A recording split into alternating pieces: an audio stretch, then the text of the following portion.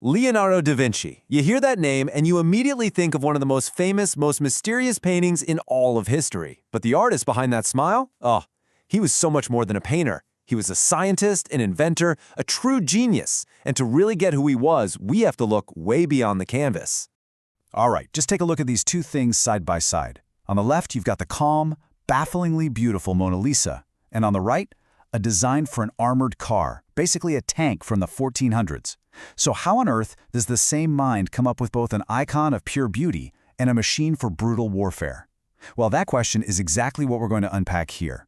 Because you see, to get Leonardo, we have to completely tear down this idea that he was just a painter. He was the original Renaissance man. His art and his science weren't two separate hobbies, they were two sides of the exact same coin, totally and completely connected. Yeah, his fame definitely started with painting. But if you look at his private notebooks, and there are thousands of pages of them, they show a mind that was just buzzing with curiosity. He was an engineer, a scientist, an architect. His brain was jumping from human anatomy and geology to map-making and the physics of how birds fly. So, how does someone even become a person like this? Well, his journey kicks off right where you'd probably guess, in Florence, which was the absolute heart of the Italian Renaissance. Now, Leonardo was born out of wedlock, which back then could have been a serious roadblock. But his talent was just undeniable. At only 15, he gets into the workshop of the best artist in Florence. By the time he's 20, he's a master himself. And by 26, he's running his own shop. I mean, his rise was just meteoric. This painting right here, the Baptism of Christ, this is where we see the first real flash of his genius. It was a team effort with his master, Verrocchio. Leonardo was told to paint the angel on the far left and some of the background. And the difference? It's just stunning.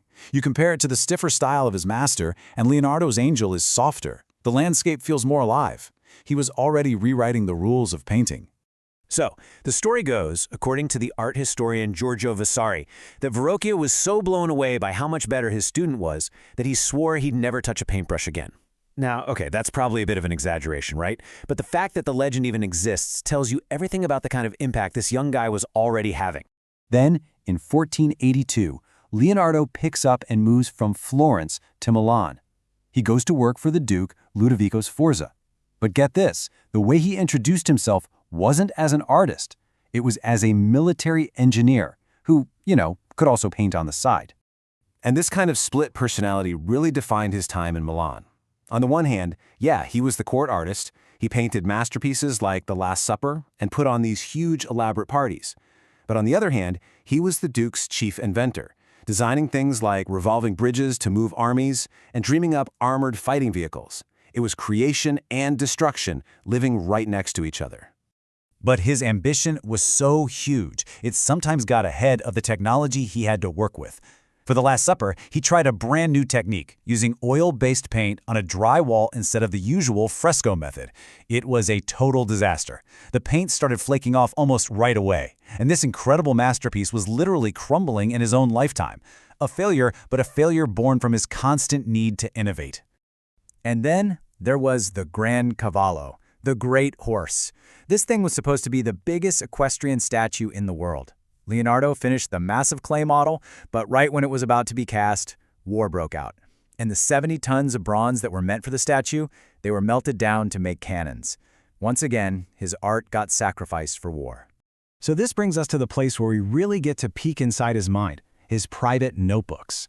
We're talking thousands of pages just crammed with sketches, notes, and ideas that show you the true staggering scope of his genius. And in these notebooks, you see the direct link between his science and his art. I mean, why was he spending his nights dissecting human corpses? It was difficult, it was dangerous. But it was because to paint a person realistically, he felt he had to understand them from the inside out, every single muscle, every bone. And these notebooks are just filled with designs that are centuries ahead of their time. The aerial screw, it's basically a helicopter. The armored car, a prototype tank. He drew countless designs for flying machines based on his studies of birds. He even came up with a practical concept for scuba gear. The man was literally imagining the future. But here's the thing, he wasn't just inventing stuff for the fun of it. He was actually thinking about the consequences. He wrote that he kept his design for a submarine a secret because he was afraid of the evil nature of men, who would use it to sink ships from below. This shows he had a real conscience. He knew that knowledge was power, and that power could be used for some pretty terrible things. Which brings us right back to where we started. All these different parts of him, the art, the anatomy, the engineering, psychology, they don't just exist next to each other.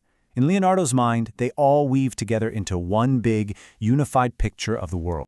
And the ultimate expression of that big picture is this painting.